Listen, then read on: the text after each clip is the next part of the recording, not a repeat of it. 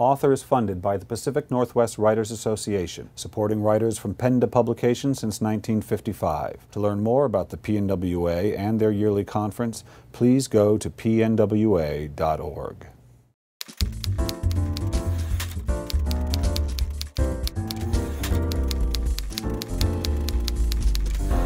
Hi, this is Bill Kenower for Author Magazine, and I'm here today in the home of best-selling suspense writer Boyd Morrison. Boyd, welcome to Author. Glad to have you here. If I was a 12-year-old boy and I wanted to invent my fantasy biography, it might read a little bit like yours. I might become an engineer and get to work with NASA and get to go on the Vomit Comet, and then I might go work on Xbox and, oh, by the way, win at Jeopardy, and then write best-selling novels. This is a lot of varied and interesting success, sort of one after the other.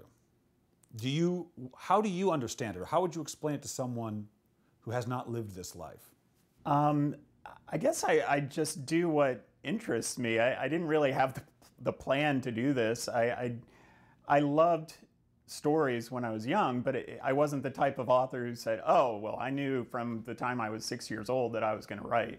It didn't even occur to me as a career. I thought, well, I'm going to go to college and I'm going to get an engineering degree. And when I got my degree, I just happened to get an interview at Lockheed, which was a contractor to NASA at Johnson Space Center, and got the job. I mean, it's kind of, I've just fallen into a lot of these things. And so I worked there for a couple of years, got to fly on the Vomit Comet, which was pretty much one of the highlights of my time there. That was a lot of fun. When my wife got her residency at UW, as a physician, we moved out here, and that's when I got the job at Microsoft, again, through another friend. So it wasn't a plan to do all this. It was more just looking for things that really excited me. But isn't that how you come up with a story? Yeah. Aren't you just looking for what excites you? Right. Yeah, I try to think of what I like to read, what I would want to read. If I can say after one of my books is done, that I would pick that up if I saw it in the bookstore and didn't know anything about the author, then I know I've done what I wanted to do, because I want to write what I would want to read. Where was the novelist when you were being an engineer, and where is the engineer now that you're a novelist? Well, in some ways, I think they're very complementary. You think of engineers as being very left-brained, and they are, and we are. There's reasons that we're so nerdy. Right. But on the other hand, you also need a lot of creativity when you're an engineer to solve the problems. You need to be able to look at a problem in a different way. If you can't solve it in that way, you have to change how you're viewing it. Right. And I have 12 patents, so there's some creativity there involved in the engineering side. But going to the writing side, I look at it as the plot is the engineering part of me. It's and you outline probably, don't you? I do outline, not rigidly, because I like that serendipity of discovery when you're writing and thinking of something that never occurred to you when you're in the plotting process. But I do like to know where the story is going, and I like to know the major beats in the story.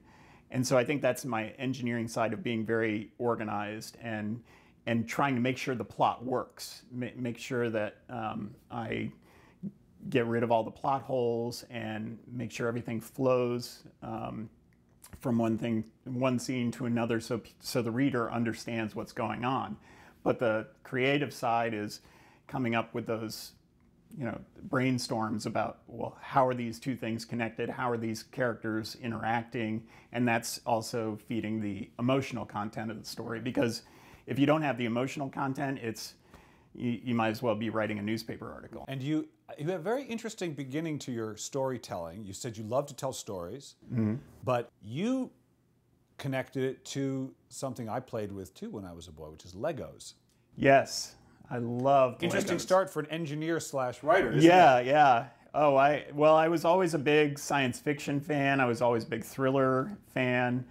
And of course, I grew up in the Star Wars age, so I was a huge fan of that and Star Trek. And when I got my Legos, I wouldn't build what was on the box. I would build an entire battle fleet of spaceships because I wanted to imagine my own, science fiction tale. And when I was, 9 or 10, that was the best way to do it.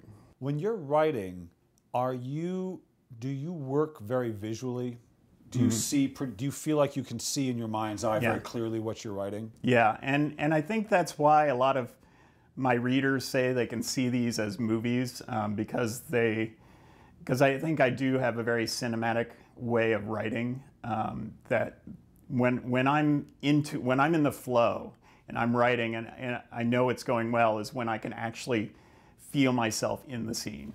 And that's true of reading too. Yeah. And you say feel like you can, there's a great scene where Hemingway in A Movable Feast describes getting going and writing, and he says, now I can feel the backpack and I can smell the pine needles. Yeah. And I can, and so when you say feel, you're saying like if you're sitting in this chair now, you can feel what that chair feels like. Right, and I can I have a scene in the vault with a tomb that's in a room that has a hot spring, and so it's hot and it's humid and the water is beating on your face, and so when I'm really into it, I can feel all of that, and I can picture myself turning around in the room and seeing the different things that I would expect to see and smell.